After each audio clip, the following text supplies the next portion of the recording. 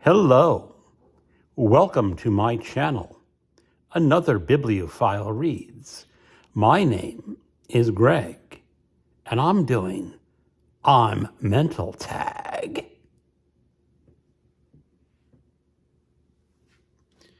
This tag was originally created by Alan at Big Hard Books and Classics. It has 4 prompts. This tag was created because in a live stream, Alan and I and a few other commenters were talking about mental health and what you do about people who have mental health issues. And Alan came out and said that he does have some issues and he has good days and bad days. And my comment was that we need to treat people with mental illness with respect, because it is an illness. It is not an aberration. And so Alan created this tag, and I am going to do it. So, prompt number 1. Has someone ever dared you to read a book? Yes, sort of. When the Kindle was first released in 2008, there was a website called Kindle Books or something like that, where users were discussing how much they loved the Kindle and Kindle books. And there was sort of a daring game where participants would dare other members to read certain books. And it was entirely voluntary. People could join and you would dare them to read something out of their comfort zone. And that was kind of a lot of fun. It got me to read some books I would not normally read. So maybe someday, here on BookTube, I'll start a dare ring to dare other booktubers to read books outside of their comfort zone. Prompt number 2. Who is a writer that takes a lot of shit? Those are Alan's words, and the YouTube algorithm is not going to like me for saying that, but I said it anyway. And I'm going to pick Philip Roth. He is, without doubt, one of the greatest American writers of the 20th century. He was also, from everything I know about him, a complete jerk. I had just read one of his books, probably 2010, maybe 2011, somewhere around there. And my wife and I were visiting a B&B in the Adirondacks. And over breakfast, we were talking to the innkeepers, and I mentioned that I like to read books a lot. And the innkeeper said, "Oh, what do you like to read?" And I mentioned a Philip Roth book that I just finished. And she got all quiet, and her face became all serene.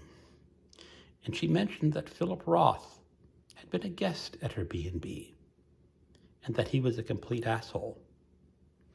That's all that she said, but it fits entirely with everything else that I know about Philip Roth.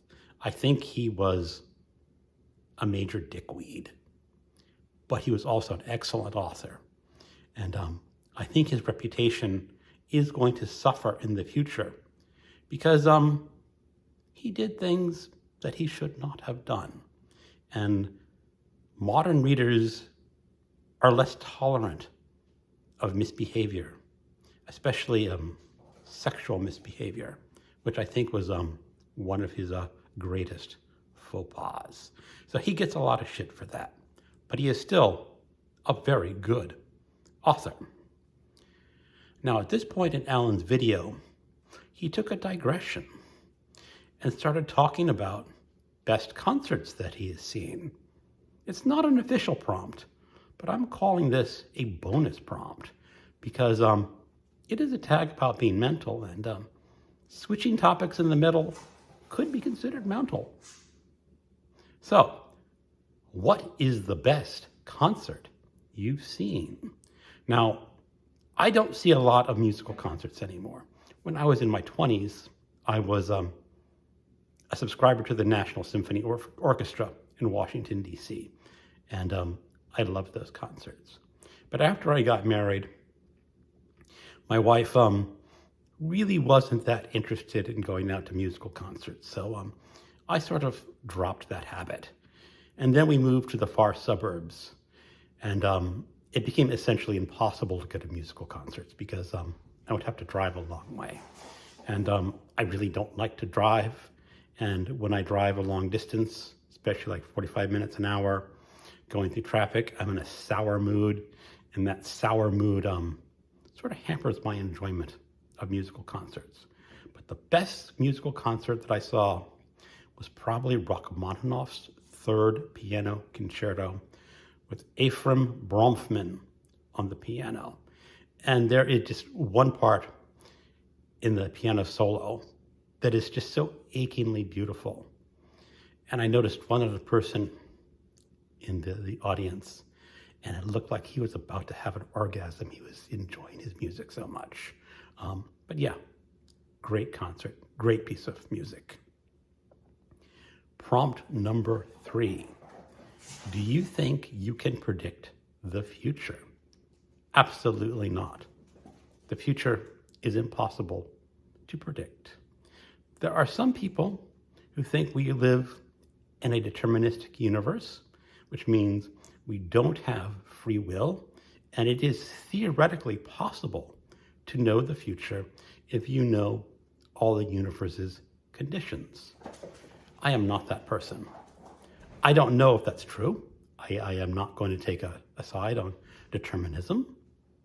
But no, I cannot predict the future. Prompt number 4. A favorite book you don't want to admit liking. Well, I did Garbogist last year. And I read this book, The Gunsmith, New Orleans Fire. This is a naughty Western, cowboy trash, Western porn.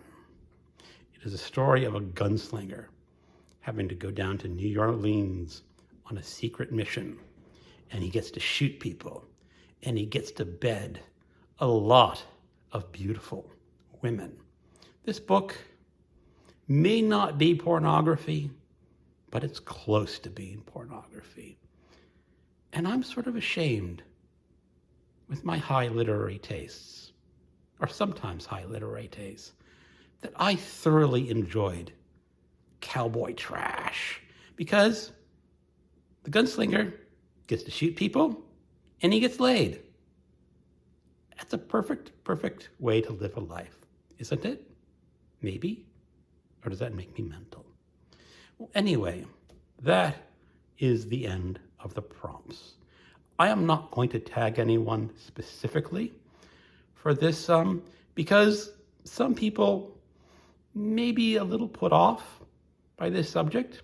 I know I was talking with Alan, and he said some people did not like his video of this tag. So I will leave it up to you.